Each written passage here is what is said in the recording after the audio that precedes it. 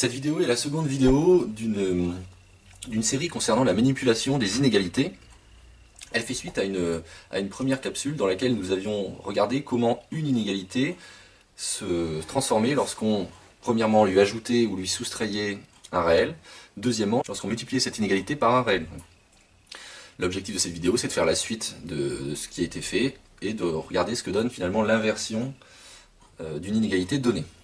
Donc typiquement, on va se donner concrètement une inégalité comme par exemple A compris entre 2 et 0, entre 0 et 2, et on va se demander quelle inégalité on peut obtenir pour 1 sur A, c'est-à-dire lorsqu'on inverse, lorsqu'on fait une inversion, qu'est-ce que vérifie finalement 1 sur A si A est compris entre 0 et 2. Alors on va essayer d'adopter la même démarche que celle qu'on a faite pour l'addition, la soustraction et la multiplication, c'est-à-dire qu'on va essayer de regarder un petit peu graphiquement pour voir ce qui se passe et que ce soit associé à une vision géométrique naturelle. Donc pour l'inversion, en fait, regardez comment va se comporter 1 sur A, regardez par quoi va être encadré 1 sur A, ça revient finalement à regarder comment va se transformer cette inégalité par la fonction qui a x associe 1 sur x. Donc pour ça, on va tracer donc la fonction, on va commencer par tracer la fonction 1 sur x. La fonction 1 sur x, on rappelle, n'est pas définie en 0. Ici, c'est un point de non-définition. Elle est positive dans les positives, elle est négative dans les négatives, et elle est symétrique par rapport à 0. C'est une fonction qui est impaire. Elle tend vers 0 en plus l'infini, et elle tend vers plus l'infini en 0 plus, si bien que son tracé va être le suivant, donc 1 sur x. C'est une fonction qui va passer par le point 1, 1, donc on va mettre ici. Et donc c'est une fonction qui est une hyperbole. Et comme on l'a dit, elle est impaire, c'est-à-dire qu'elle est symétrique par rapport à 0.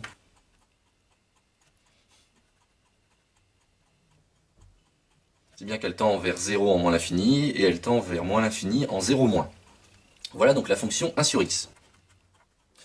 Et donc on va essayer de deviner finalement ce que donne, donc par exemple, ce premier encadrement, A qui est compris entre 0, donc 0 est placé ici, A on va le placer par exemple ici, et 2 ça va être le point qui est ici par exemple, 2 c'est ici.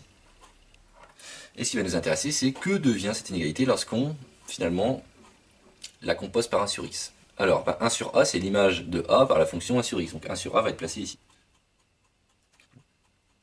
Donc là, j'ai 1 sur a. 0, lui, n'a pas d'image. En revanche, 2, 2 a une image, qui est celle-ci. Donc l'image de 2 par la fonction 1 sur x, c'est 1 demi. Voilà, donc qu'est-ce qu'on constate? On constate que si a est plus petit que 2, lorsqu'on fait l'inverse, en fait, 1 sur a va cette fois-ci être plus grand que 1 demi. C'est-à-dire que a et 2, si donc ces deux quantités sont positives toutes les deux, elles sont du même côté, lorsqu'on en fait l'inverse, on retourne le sens des inégalités. C'est-à-dire qu'on va avoir la chose suivante, comme 0 est compris entre a et 2, on a que 1 sur a va être plus grand que 1 demi. Voilà, donc ça c'est un premier cas, si les deux éléments sont du côté des positifs. On va poser le même genre de question si, cette fois-ci, les deux éléments sont du côté des négatifs. Alors regardons un petit peu. Donc si les deux sont du côté des négatifs, donc prenons un point qu'on va appeler B ici, voici B. Et prenons le point, donc là on a moins 1 ici, donc moins 2 on va le mettre ici. Et regardons leurs images respectives à nouveau par la fonction 1 sur x. Donc cette fois-ci c'est quelque chose qui va se passer dans les négatifs. Donc B, son image, elle est ici. Et moins 2, son image, c'est moins 1,5. Si bien que si les deux éléments à nouveau sont du côté des négatifs tous les deux, il se passe exactement la même chose, c'est-à-dire que B était plus grand que moins 2, mais maintenant 1 sur B est plus petit que moins 1,5. 1 sur B est en dessous de moins 1,5. Donc on a que 1 sur B est plus petit que moins 1,5, alors que B était plus grand que moins 2. Donc une fois arrivé là, ce qu'on aurait envie de se dire quand même, ce qui paraît très logique, c'est de se dire, tiens, en fait quand on prend une inégalité, ce qui se passe lorsqu'on inverse, on calcule l'inégalité vérifiée par 1 sur la quantité, donc 1 sur A ici, c'est qu'on change systématiquement le sens des inégalités. Ça paraît très logique étant donné que ici ça s'est passé, c'est produit, on a changé le sens des inégalités, et ici ça s'est produit, on a changé le sens des inégalités. Donc on pourrait se dire, est-ce que c'est tout le temps vrai ce truc-là? Il faut se méfier parce que c'est pas tout le temps vrai, c'est vrai uniquement si les deux éléments sont du même signe, c'est-à-dire si A et 2 sont tous les deux positifs, c'est ce qui va se passer. Si B et 2 et moins 2 sont tous les deux négatifs, c'est ce qui va se passer. En revanche, le troisième cas qui est ici va nous fournir un contre-exemple.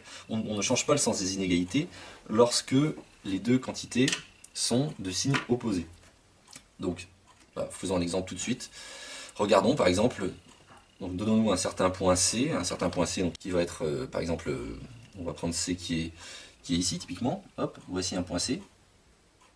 C qui est bien plus petit que 0, qui est bien plus petit que 2, donc je respecte mon inégalité sur l'axe des abscisses.